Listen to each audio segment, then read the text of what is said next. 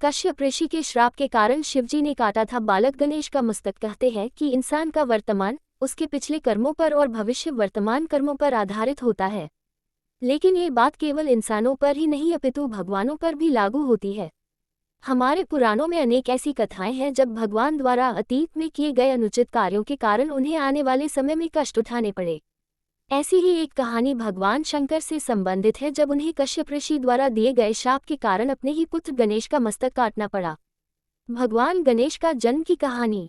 देवी पार्वती ने एक बार शिवजी के गण नंदी के द्वारा उनकी आज्ञा पालन में त्रुटि के कारण अपने शरीर के उपटन से एक बालक का निर्माण कर उसमें प्राण डाल दिए और कहा कि तुम मेरे पुत्र हो, तुम मेरी ही आज्ञा का पालन करना और किसी की नहीं।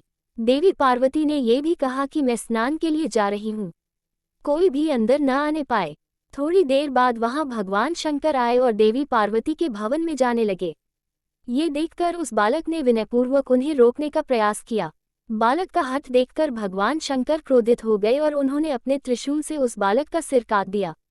देवी पार्वती ने जब ये देखा तो वे बहुत क्रोधित हो गई। उनकी क्रोध की अग्नि से सृष्टि में हाहाकार मच गया।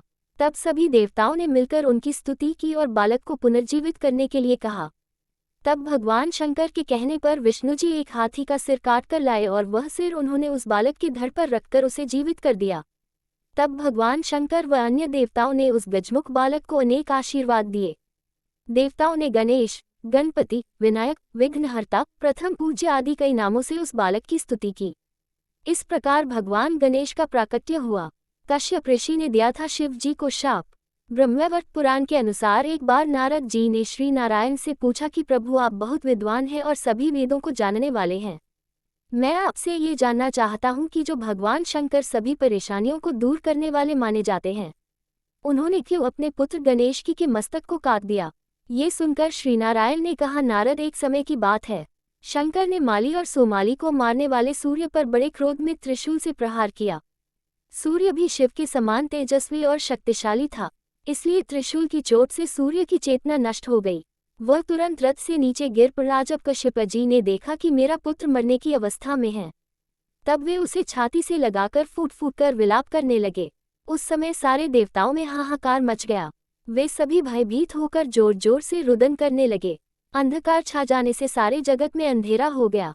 तब ब्रह्मा के पौत्र तपस्वी कश्यप जी ने शिव जी को शाप दिया। वे बोले, जैसा आज तुम्हारे प्रहार के कारण मेरे पुत्र का हाल हो रहा है, ठीक वैसे ही तुम्हारे पुत्र पर भी होगा। तुम्हारे पुत्र का मस्तक कट जाएगा। ये सुनकर भोलेनाथ का क्रोध शांत हो गया। उन्होंने सूर्य को फिर से जीवित कर दिया। सूर्य कश्यप जी के सामने खड़े हो गए। जब उन्हें कश्यप जी के शाप के बारे में पता चला तो उन्होंने सभी का त्याग करने का निर्णय लिया।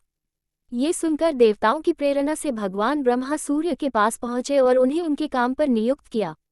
ब्रह्मा, शिव और कश्यप आनंद से सूर्य को आशीर्वाद देकर अपने अपने भवन चले गए। इधर सूर्य भी अपनी राशि पर आरूढ़ हुए। इसके बाद माली और सुमाली को सफेद कोढ़ हो गया, जिससे उनका प्रभाव नष्ट हो गया। तब स्वयं ब्रह्मा ने उन दोनों से कहा, सूर्य के कोप से तुम दोनों का तेज खत्म हो गया है, तुम्हारा शरीर खराब हो गया है, तुम सूर्य की आराधना करो। उन दोनों ने सूर्य की आराधना शुरू की और फिर से निरोगी हो गए।